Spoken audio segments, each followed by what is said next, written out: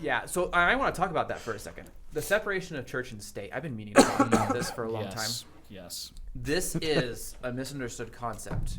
So the reason we get the concept of separation of church and state, it was a letter from Thomas Jefferson, and he was speaking to a religious people, and I can't remember the context of why the letter was being written, but he was just basically indicating to them the concept of separation of church and state.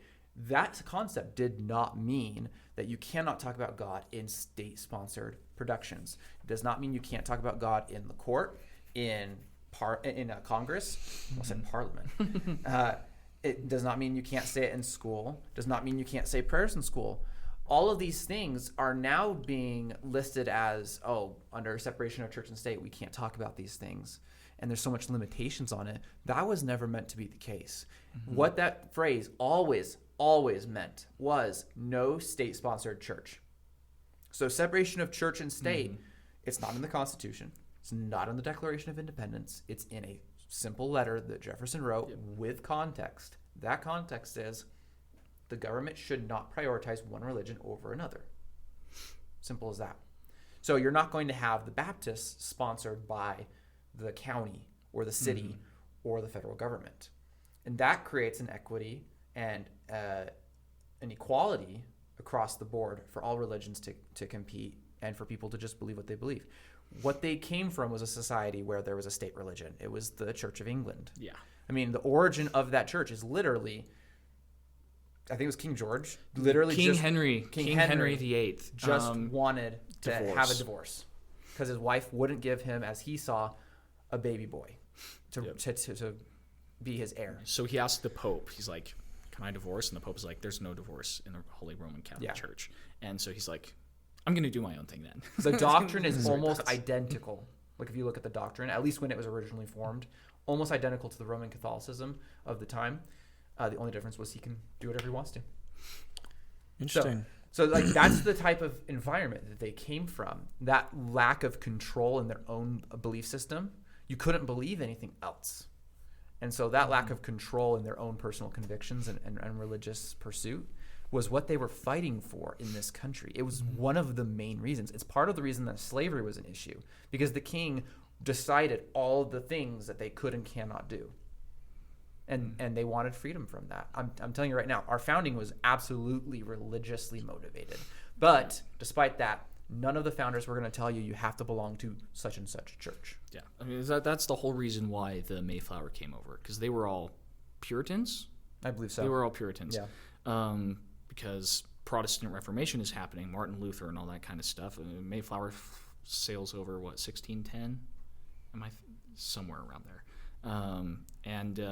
So they come over here, establish like Plymouth and Jamestown and all those kinds of things. Just people are moving over here for religious freedoms, because there wasn't religious freedom there wasn't religious freedom up even when the church was formed.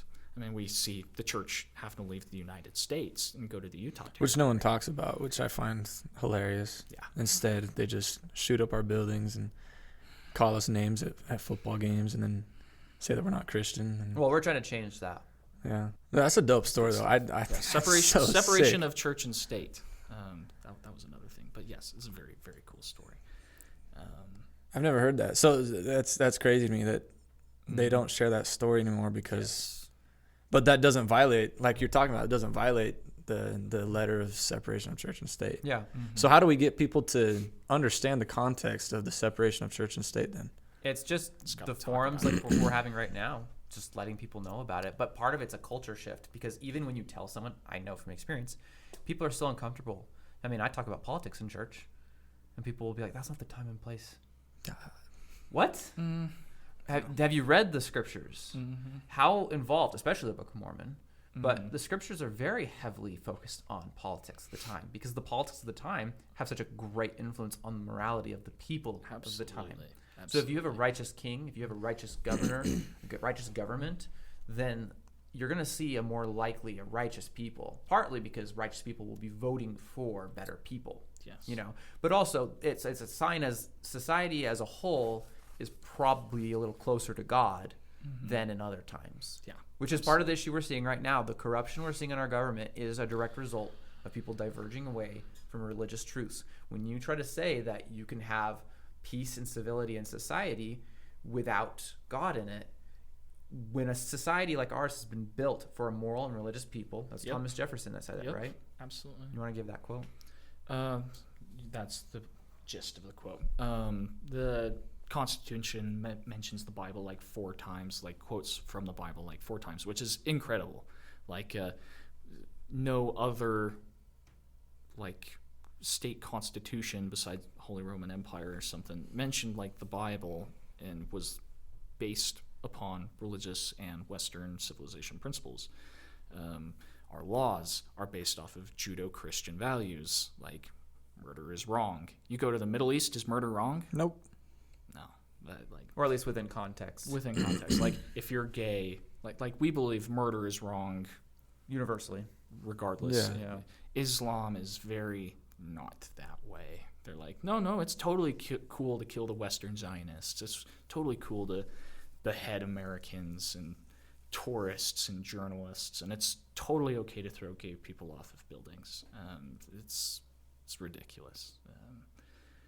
So just I don't like how morality is being altered by people who believe, I'm just going to say false religion, but they could say the same thing to me. But it's just sad seeing morality not being as universal as it once was. It's ridiculous to me. But Right. Yeah, one of the things that Thomas Jefferson said was that this Constitution, this framework, is wholly inadequate for it is designed for a religious people, and it is wholly inadequate for any other. yes. So if you're not following Judeo-Christian values, the Constitution starts losing attraction, starts losing appeal, and it starts losing force. Which, I mean, is that not what we've seen in today's society? And so that's something that I was really saddened by. So I went to the No Kings rally here in town. It wasn't a very big turnout. Majority of those It was No like Kings, 40 people max. yeah. So majority of those No Kings protests, which by the way was funded by George Soros. I think it was Bill Gates also funded it. Bill The Gates Tides also. Foundation Yeah. and Bill Gates. the Ford Foundation. Hold on. What did Bill And- Gates? What's his company again? Is that Microsoft? Microsoft. Okay. I've always hated Microsoft. I hate using their platforms. Excel and Word. It's so ridiculous. But basically, they funded that for a tune of about $300 million, I think it was. Yeah, $300 million Yeah. across the U.S. across the U.S. And Probably not this one, but I don't know how they got started. I just saw it on the school Instagram page. That was the only way I was aware of it's it. probably going to organizers and things Oh, like that, yeah, and that probably would. advertisement campaigns. But so a lot of the people there are probably volunteers and people just showing up. But I went to the No Kings rally here, and I was talking with this guy, and he was very insistent. He was very rude, which was unfortunate, but it's, we kind of expect that when we're having these dialogues. I was trying to be as respectful as I could, and I'm not returning his insults. Yeah. But he was talking about how he was hoping that America would fall. And I kept trying to ask him, like, well, what do you think is going to replace it? What are you hoping will replace it? And he said, honestly, socialism. And I tried talking to him and being like, do you understand what socialism has ever brought to the world besides suffering? Can I Their guess what he actual- said? Did he say, "Oh, that just hasn't been executed right yet"? They said that wasn't real socialism. It wasn't real socialism. Basically the same thing. This irks me because in my history classes we're learning about the guy who started like economic socialism. His name was Robert Owen, and Robert Owen basically like he do you know what the Googleplex is? I know it's a really big number. I've heard of it. And I know Yeah. Google is named after the Googleplex. Google. The Googleplex is a place. Really? Whoa. Yes, it is a big complex where all the big employees of Google live. They have housing there.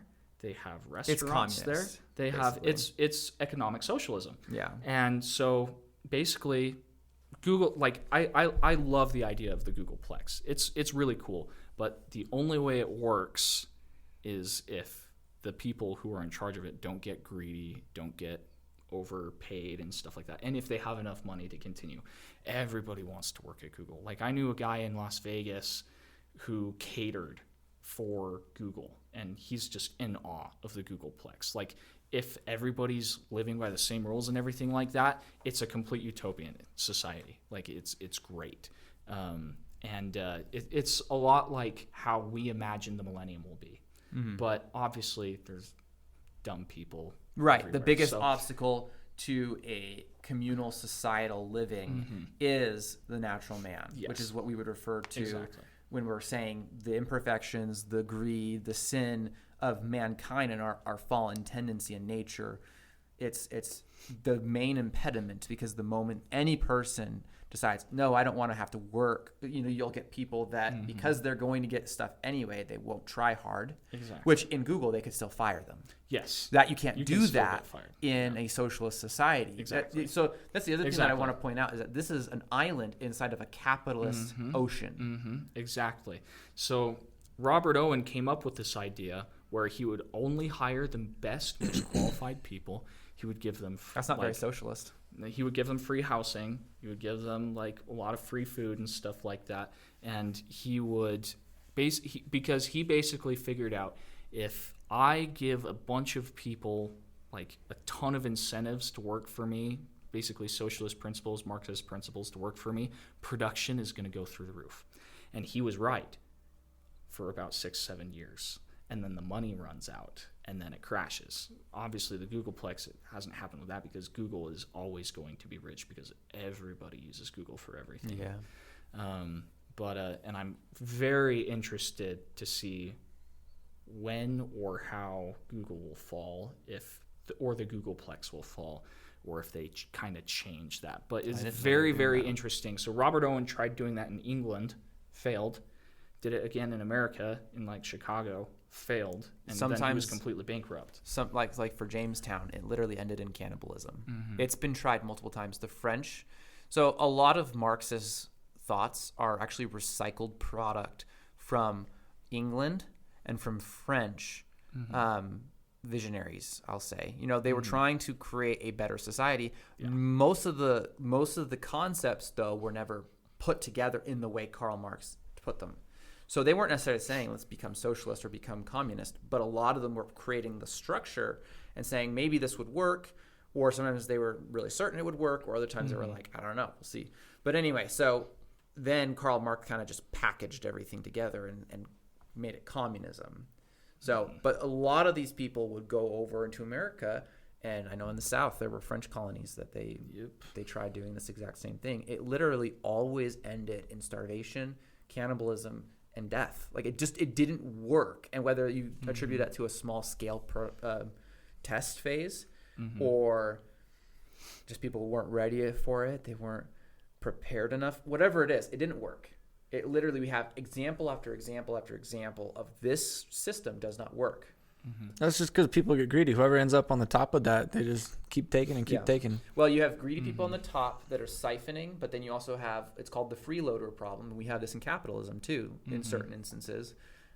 It's like if the garbage truck company, Waste Management, comes across your street, and let's say you refuse to pay your bill for trash collection, you're still getting your trash taken out.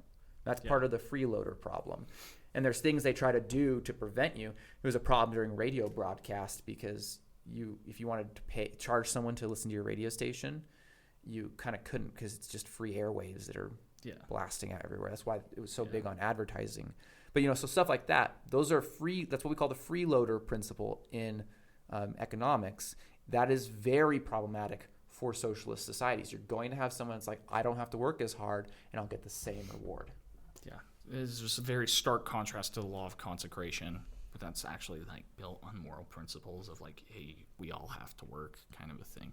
Like the early church law of consecration, where you dedicate all of your land and all of your resources, and the prophet will divide it up and the bishops will divide it up among people who need it. Like that's the goal. But obviously it failed, because we have people like Lyman Johnson and Thomas B. Marsh and all of these people who get prideful and eventually fall away from the church and stuff, because the law of consecration was too high of a standard for them to live. But also we have to point out that when socialism and communism has been applied in most circumstances, when it does last for any long period of time, it's because the state enforces it, which is antithetical to, or antithetical, I should say, to how the law of consecration was performed, because it also was a commandment from God, and it was still up to people to decide. Yes. So no one was forced. I mean, there were consequences because people didn't end up doing it. They were driven out of Missouri by the people that lived there.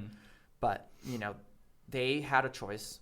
They were not forced. No one was putting a gun to their head saying, you better do this, which sadly is where we've seen a lot of the millions dead in Maoist China, in, you know, Stalin, USSR, and other dictators in those countries, and many other countries that have enacted these things. It's been a very heavy death toll.